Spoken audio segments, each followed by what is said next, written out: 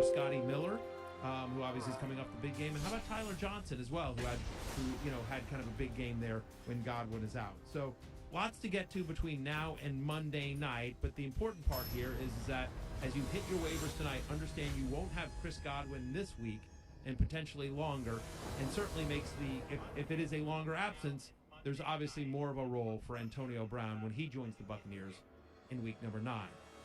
For Stefania and myself, we now turn it over to our regularly scheduled broadcast. Here's Field. You're in the 06010.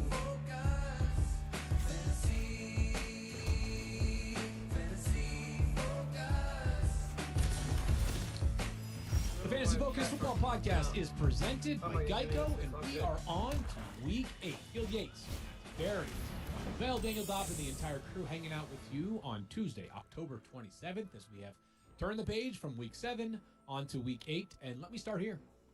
I just turned the page. Yeah. Wow. It's a big page. It's a big I need the big page. font with my old eyes. Comic Sans. I feel like Bob Seger should have walked in and done that for you, no? Oh, yeah, a little turn the page reference. All Nice. right, there we go. Are you a Bob Seger fan, being Huge from Bob the Seger. the Motor Cedar? My dad once opened a show for Bob Seger a long time ago in his music career. Really? Yeah, that was like his big claim to fame, was being able to open for Bob Seger. That's a act. It was Seger the band. Is it a band or a solo act? How would you consider it? Bob, I think. I mean, was it Bob Seger the Silver Bullet Band, or was it Yeah, like before? right. Yeah. I think it was Bob Seger before the Silver Bullet Band. I think it was the record before that. Okay. But still, It was a big deal, man. that's a big deal. What is your dad's claim to fame? My dad's Like his claim big, to like fame- sort of random claim to fame. Not that Yeah. not that he's an accomplished or that Correct. that he's a son that was a mediocre Wesleyan football player. But like what was like? Mediocre is a compliment from what I hear from I mean, Bill whatever. You were the backup long snapper. But all right, go ahead. Starting. My dad's claim to fame is he was high school roommates with Al Gore. How about that? And my dad actually tangentially invented the internet. That I mean, like, wait, I gotta hear that story. I feel like is that real? Wait, That's real.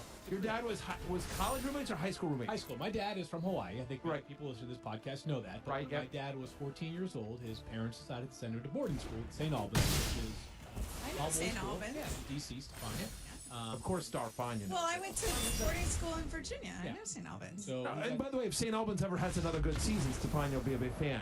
So say like I took a class there one summer and not whatever. boys' school, but, they have a sister school. Anyway, Yeah. my dad was high school roommates with Al Gore. They're both boarding students.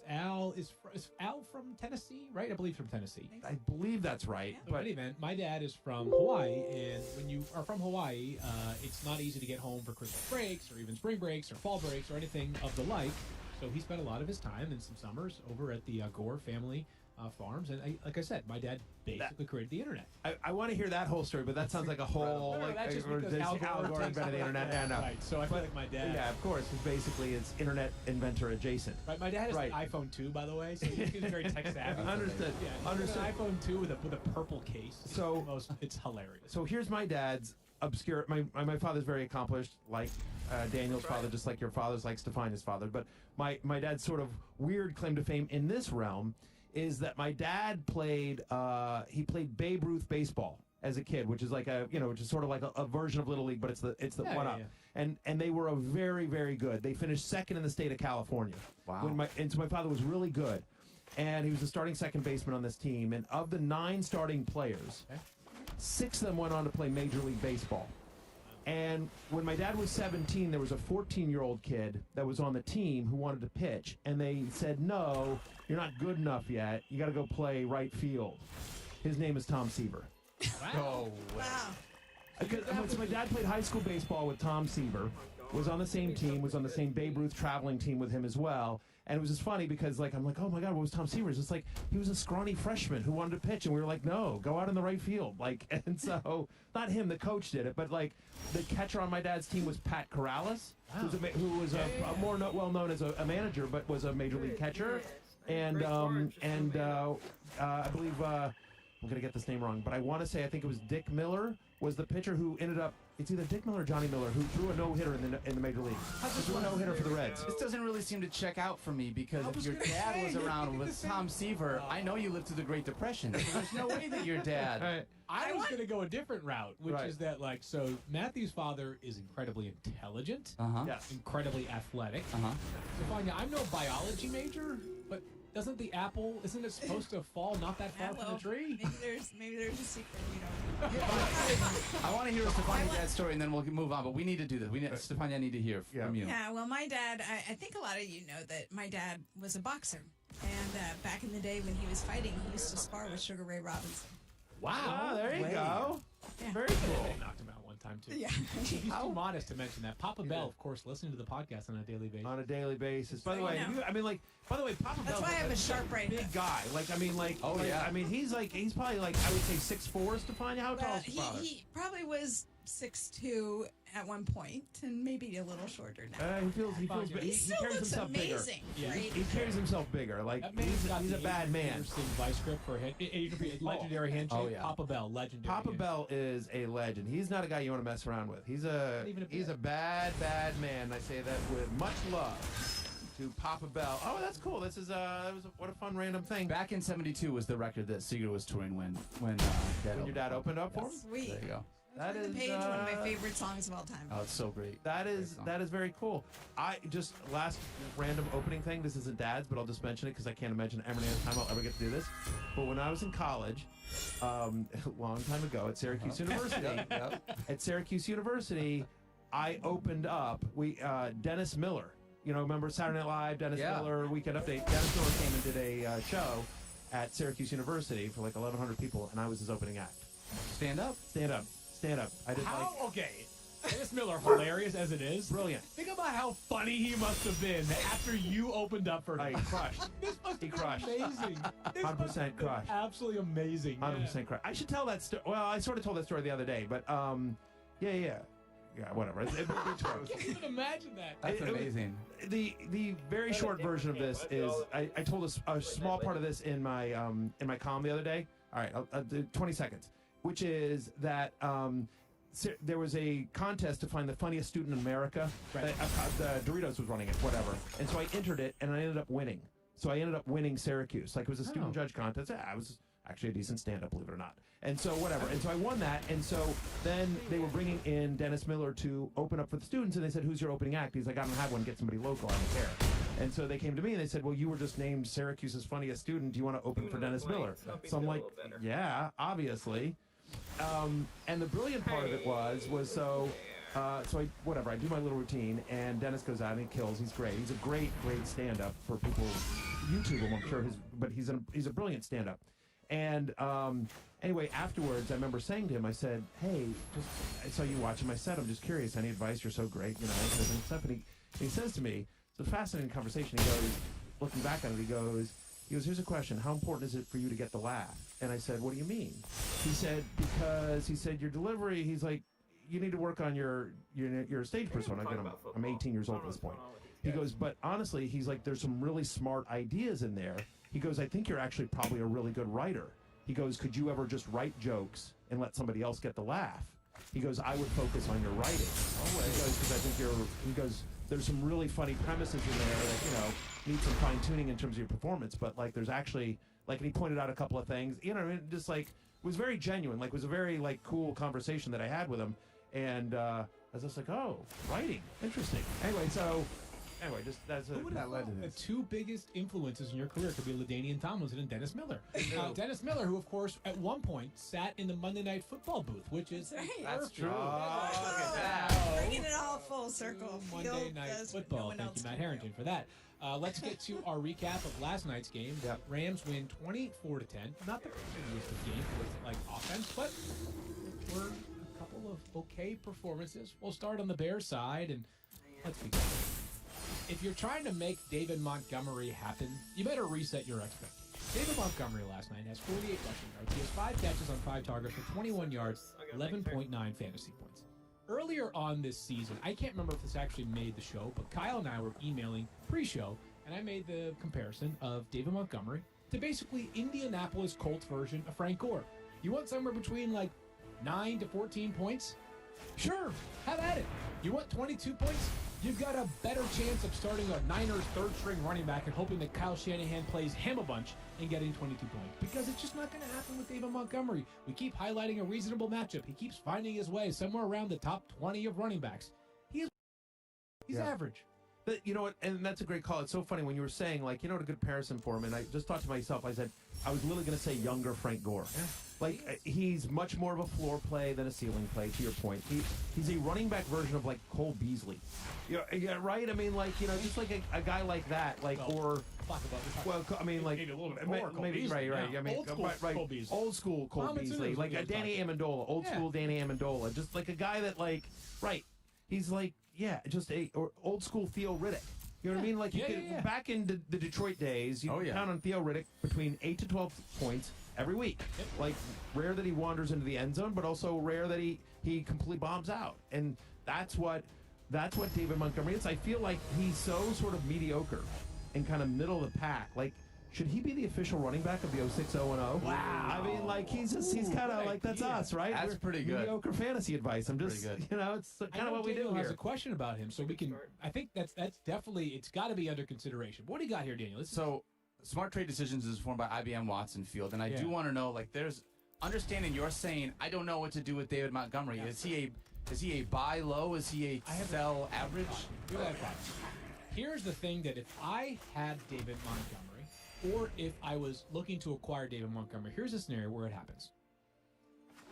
Let's say that you have J.K. Dobbins in your roster right now. You're holding J.K. Dobbins. Or he's available in your waiver wires, which, by the way, I'm seeing him available on an increasing number of waiver wires. Yep, agreed. If you had J.K. Dobbins, would you trade him for David Montgomery? Because right now, you cannot use J.K. Dobbins. You cannot. However, there is who has a better chance of having 5 games of 20 points for the rest of the season?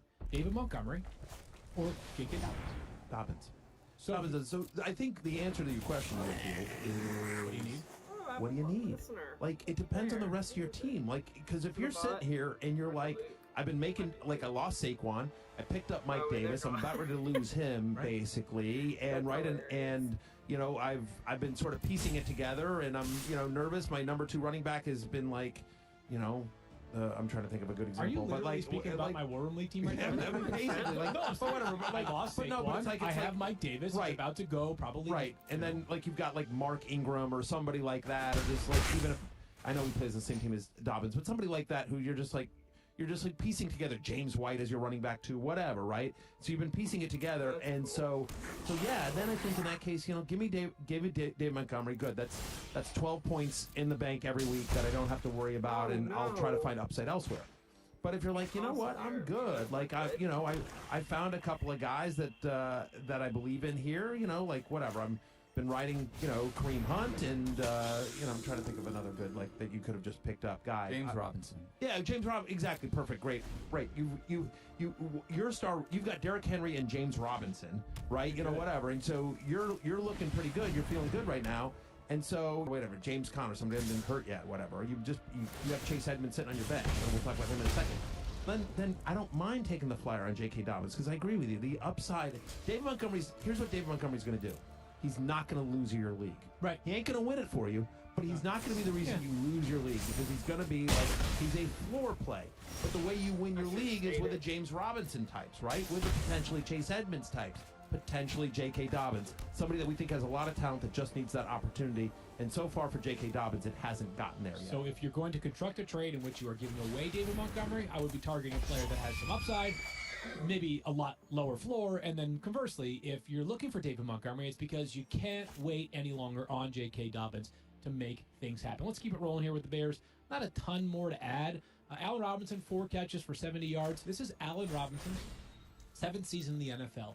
He has basically played with back quarterbacks throughout it. And Nick Foles accomplished Super Bowl MVP. I hear you. I feel you. If I'm not mistaken, they have gone under 300 yards of total offense in 4 straight games. Allen Robinson is what he is. The ceiling is going to be there on occasion because he's really talented, and some weeks they may have to throw it to him 8 or 9 times, but you're going to have to live with the 4 for 70 like he gave you last night. Jimmy Graham had 5 catches last night, but I think the interesting player, if there is an interesting player on this Bears offense, that maybe we're introducing into the fantasy radar, is Cole Kmet. And I understand that, like, I am the person on this podcast that routinely sort of downplays, like, you got to get into these tight ends because they're so dime a dozen and they're so unpredictable. After the game, Matt Nagy said we have to play Cole Kmet more. He's their second-round pick. First tight end off the board this year. When they say we got to play Cole Kmet more, is he talking at quarterback? Because that might be helpful. Yeah. Nowhere to go but up. Something to think about, Matt Nagy, just putting it out there, just throwing it out into the universe. Something to think about, direct snap to Cole Kmet.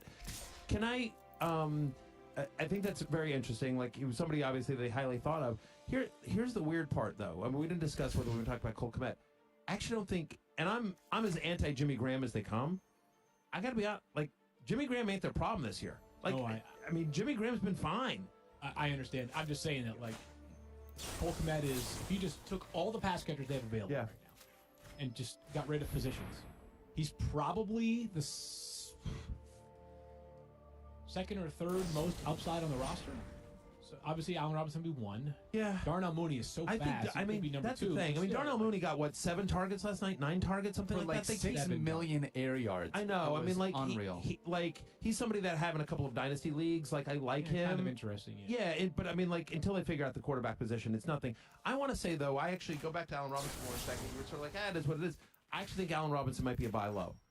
I would make it. Quarterback stinks. Well, his quarterback does stink. Last night was his first game, and obviously he left early with a concussion, or not with a concussion. He was getting checked out for a concussion. We'll be clear there.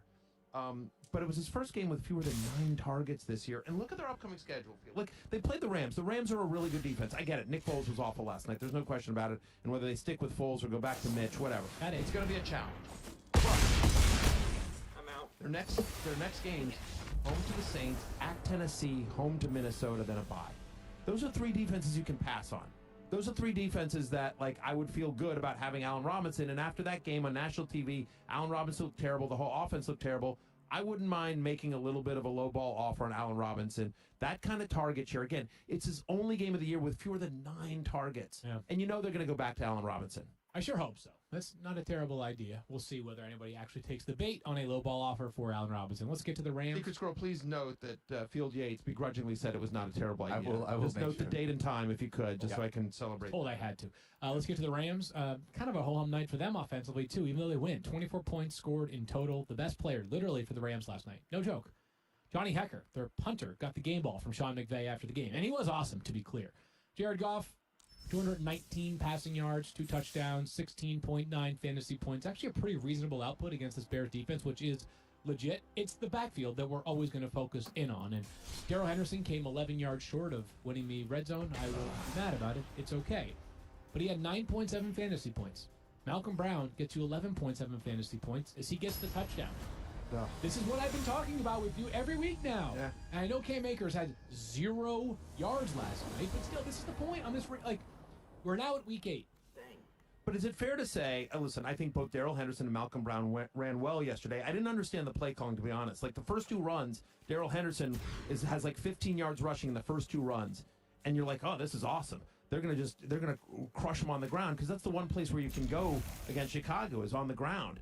And then they get away from it, and it's super weird. And whatever they win big, so it doesn't matter. But the play calling was weird to me last night. Here's the thing on Darrell Henderson and Malcolm Brown, though. I actually think we can now level set on this and this Rams backfield. Okay, right? It's a running back by committee. Henderson gets a series. Brown gets a series. Henderson gets a series.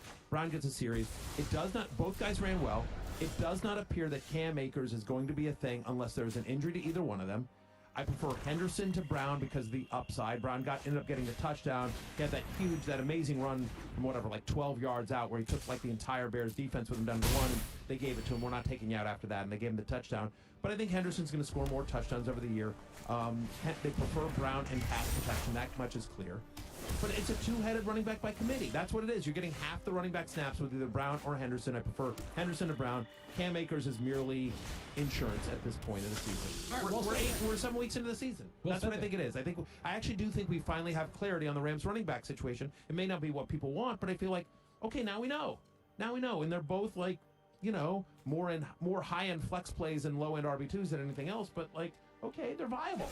You probably wanted more last night out of the Rams wide receivers, the two of note, Cooper Kupp and Robert Woods, but it was also a really bad matchup. So Cooper Kupp gets you 11.9 fantasy points. Woods gets you just 5.5 fantasy points, 3 catches for 22 yards to go along with 4 rushes for 23 rushing yards. I know Josh Reynolds, Giga Maggie's, Texas A&M graduate Matthew, anything there, 15.2 fantasy points, but hard for me to buy into this being something you can sustain over time. It really is, especially when you think about the fact that this is the third straight he's finished outside top 30 wide receivers. Also the third straight week that he hasn't scored a touchdown. Robert Woods now has under 30 receiving yards in 2 games. Hasn't been a top 40 wide receiver in 3 of the